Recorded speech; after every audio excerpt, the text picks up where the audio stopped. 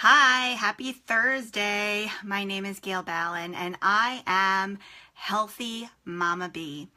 And I want to welcome you. Tonight is my live session. I hold these every Thursday night at 8 p.m. Eastern Standard Time, right on my Facebook page, Healthy Mama Bee. So welcome. I encourage you to invite your friends. So if you're just joining, please share this video because tonight is going to be absolutely fabulous.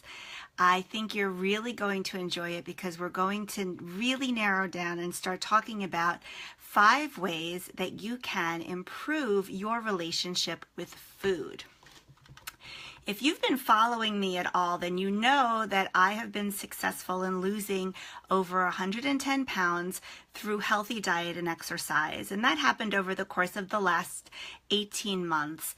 And because of my success, I'm really motivated to help others achieve their health and fitness goals. I have this philosophy that if I could do it, anybody can do it, because I tried every diet and failed.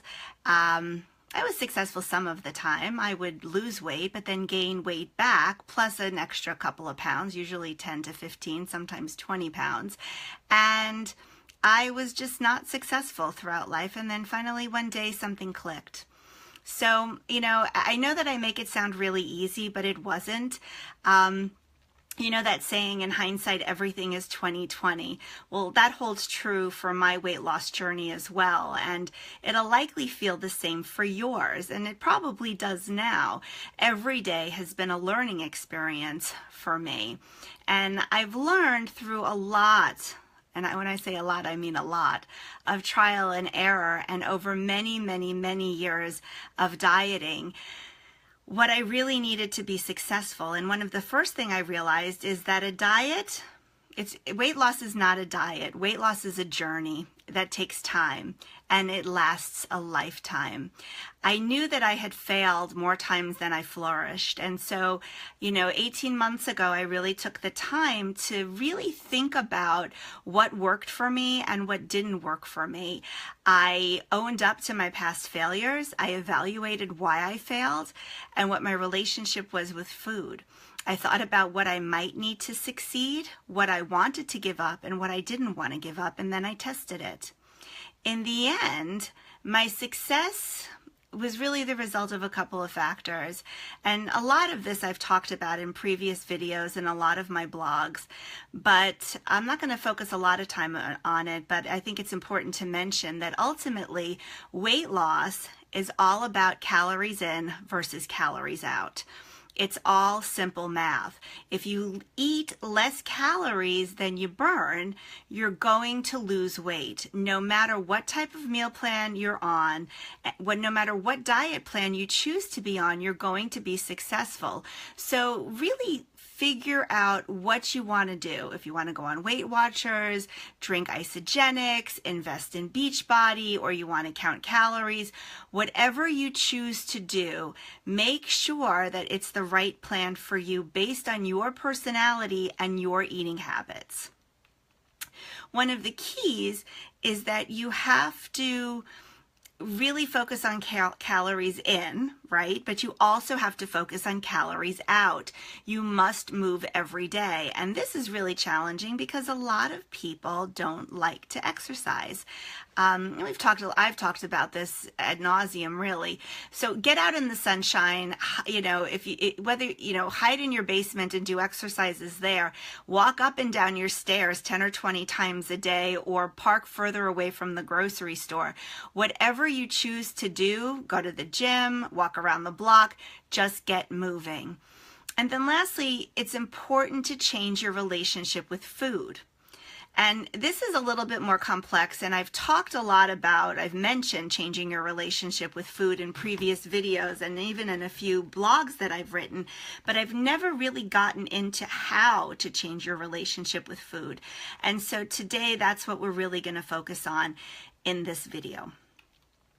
There is a significant difference between thinking carefully about what we put into our bodies in terms of food and obsessing over it and also restricting it to the point of where it becomes unhealthy.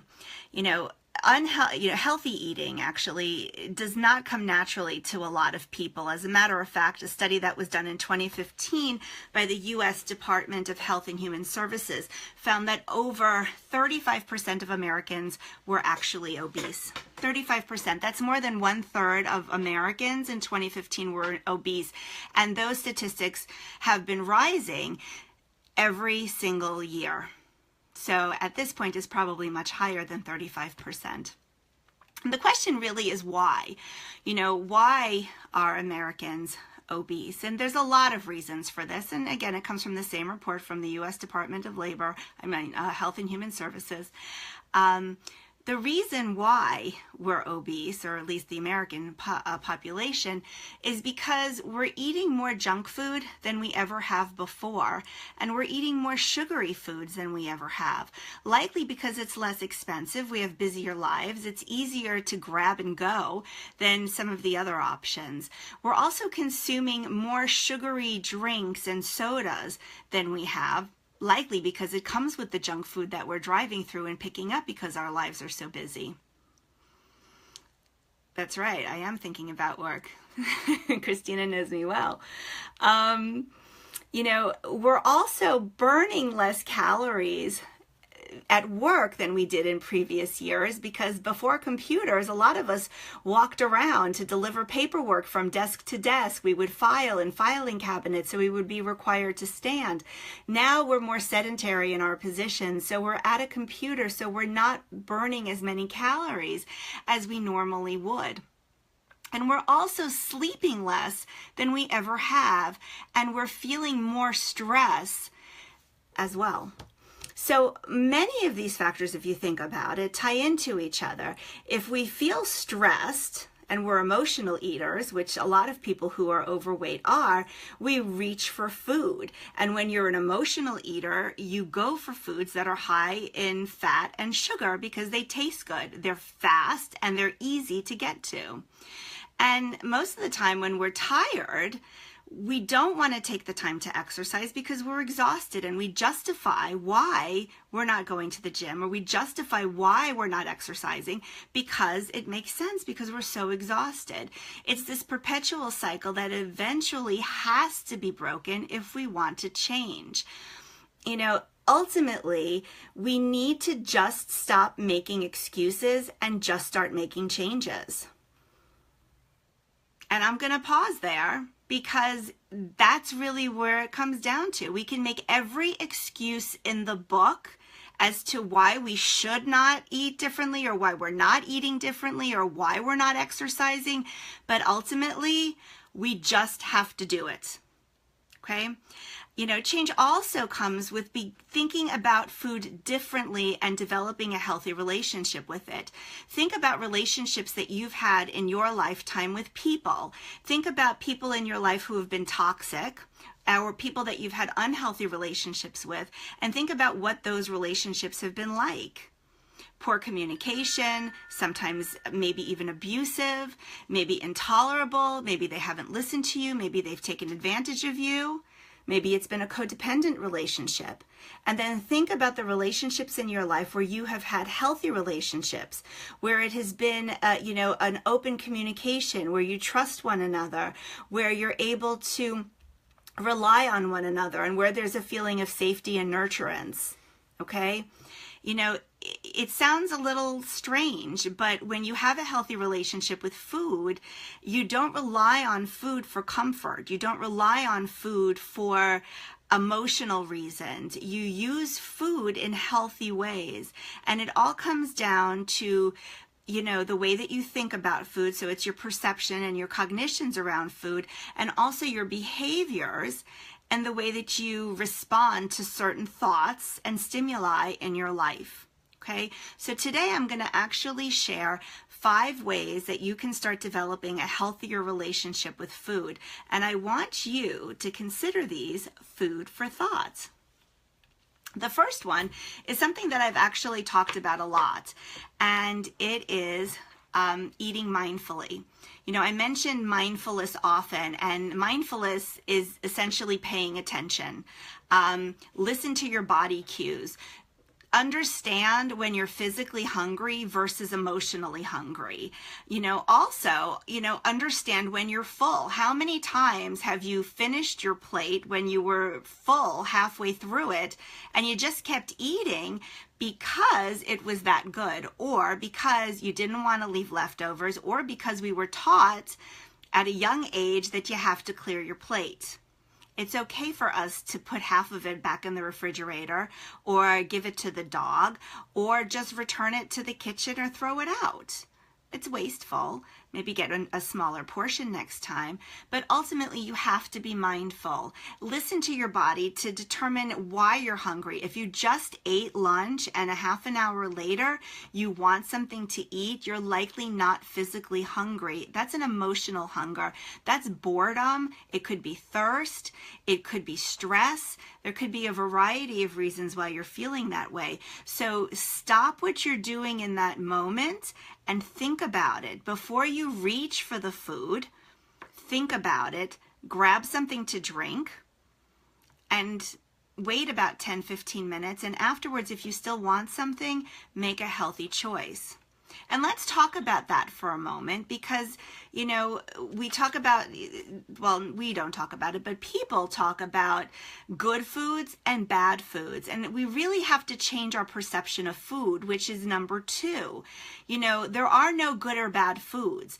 You are a human being, and you are likely an adult, and you can eat whatever you want. It's your choice. But keep in mind that your choices have led you to the weight that you are today. And if you're here watching this video, you're probably not happy with the weight that you are, and you want to change that. So keep in mind that while you have the option to choose whatever you want to make healthier choices. And that doesn't mean that you have to cut everything out of your life. It means that you have to find the balance. Okay? What's interesting, though, is that when you start to eat healthier, you wind up naturally making healthier choices, because you realize and you learn that it's better for your body. It makes you feel better. I've noticed, I've been taking these classes, and I've been on this program for 3 weeks now, and I've cut carbs and sugars out of my diet. And it has been very difficult. I love sugar and I love carbs. Who doesn't? But I have found that I am more energetic. I feel better. And I've actually, I feel like I just feel like I've detoxed my body, which is interesting. And I still have another, 2 weeks to go. So, I'm curious to see what will happen in those 2 weeks. But ultimately, if you change your perception of food, it makes things a lot easier. So, it's important to remember you can indulge once in a while. You don't have to give everything up. Just consciously make healthier choices most of the time. Okay? And changing your perception also means changing your perception about your serving sizes. Okay, a serving size of protein is the size of your palm. It's not the size of your hand, it's the size of your palm. Okay, don't eat more than you need to. But, number 3, you should be eating breakfast every day.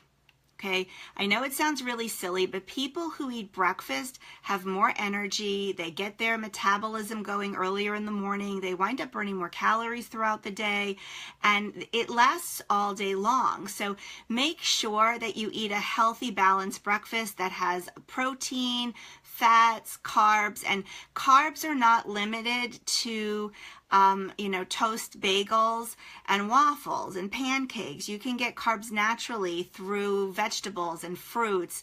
If you log in an app, it's interesting, even with my not consuming carbs, I have a lot of carbs in my diet just through eating vegetables and protein and some fruits. So there are a lot of carbs in the natural foods that we eat. So you can't eliminate them completely, or you wouldn't be eating anything. But just keep in mind that when you're having breakfast, it shouldn't be a bowl of Captain Crunch with whole milk. It needs to be a healthy option. Okay.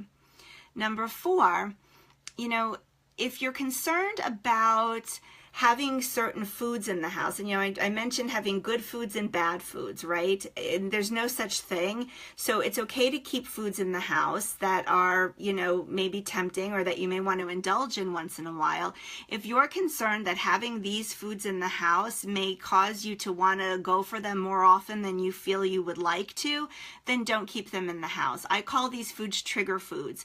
And these are foods that you may rely on when you're feeling emotional. Some people go to salty, some people go to sweet, some people go to fatty. It depends on what you like. But, when I was on my plan, when I was really losing weight, I kept these foods out of the house. I didn't want them. My kids were not happy about it, but they understood.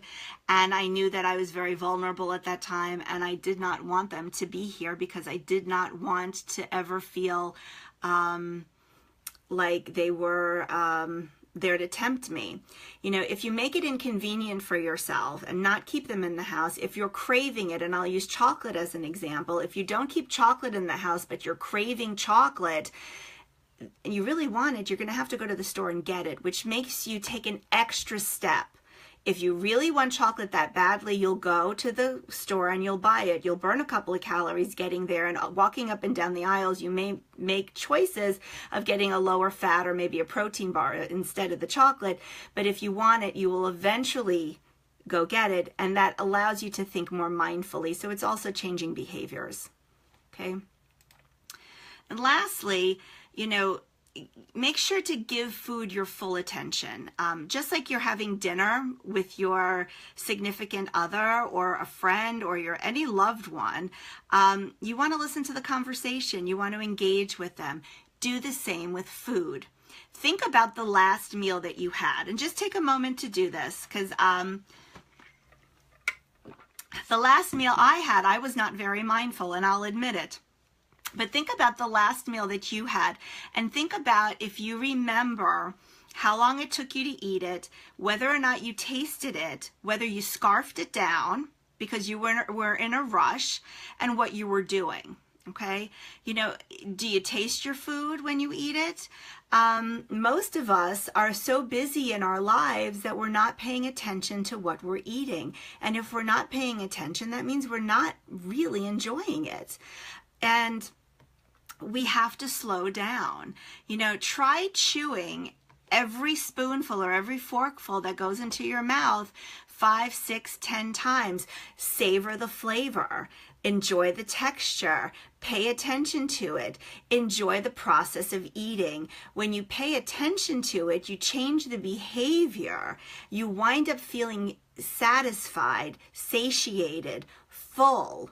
And what's amazing about it is that you don't have, at least in my experience, when I really pay attention to it, I wind up not craving anything because I know that my body got what it needed. It winds up becoming this psychological thing. So it's cognitive and it's behavioral, and it all becomes connected. I'm not saying you're not going to crave something afterwards, but there's a lower probability when you do pay attention to it. So don't eat and watch TV. Okay, you're going to do it once in a while, and that's fine. But when you're doing it, think, you know what? I shouldn't be eating and watching TV. At least let me chew it and let me try to savor the flavor. Think about the last time you had popcorn at the movies. And sometimes before the movie even starts, all the popcorn is gone because you're just eating it and not paying attention to how quickly you're eating it. Be mindful. Slow down. Pay attention to what you're eating and enjoy it. Consider it your company at dinner or lunch. Many people eat lunch at their desks at work. And again, remember, why are Americans obese? Because we work a lot and we work at computers and we sit. Not everybody is like that, but a lot of people are like that. We need to remember to be mindful. Step away from your desk, go for a walk, or have lunch with friends in the cafeteria or in a conference room somewhere if you have the ability to. Be in the moment. Enjoy your food. That's what it's there for. It's there to nurture your body, which is really what food should become. In developing a healthy relationship with food, you have to learn that food is there to nurture you. It's fuel, and it does taste good, but it's not there to be a crutch. So if you feel like you're having a bad day and you want to reach for food, pick up the phone and call a friend. Okay. Weight loss is a very personal journey, and it's going to be different for everyone. My journey was and will be so different than everybody else's. It's filled with challenges, lots and lots of challenges, and lots of successes too. When you go down in size, going from the 18 to the 14 to the 12 to the 10 and eventually to the 8 feels like the most incredible feeling. Throwing the old clothes out is one, well, not throwing, but donating the clothes feels amazing. You know, adding foods back to your diet after eliminating them for a long time also feels great. Being able to do things physically that you couldn't ever do is the most phenomenal feeling.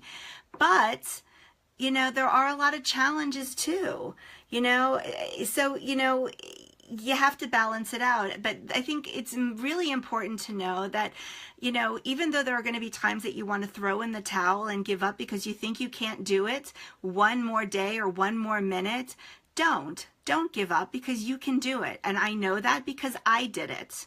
And if I can do it, anybody can do it. And anybody who knows me personally will attest to the fact that if I could do it, you could do it too.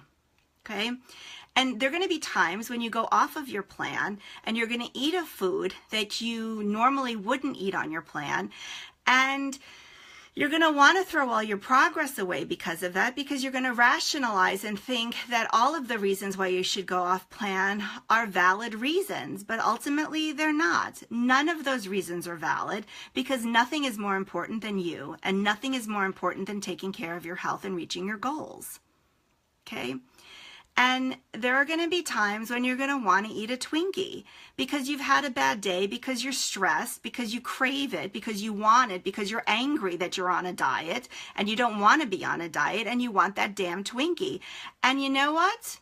There are going to be days that you walk away from the Twinkie and you're going to really celebrate that you were able to walk away from the Twinkie and hallelujah, you walked away. But then there are going to be days when you eat the Twinkie and you're going to want to beat yourself up emotionally because you ate it.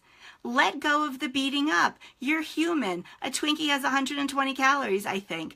Eat the Twinkie, let it go, and get back on plan. Just because you eat the Twinkie does not mean that it's the end of the world. It means you ate a Twinkie. It's a journey. Being on this weight loss adventure is a journey. It doesn't end with a Twinkie. It doesn't end with not exercising for a day. It doesn't end because you don't want to do it anymore.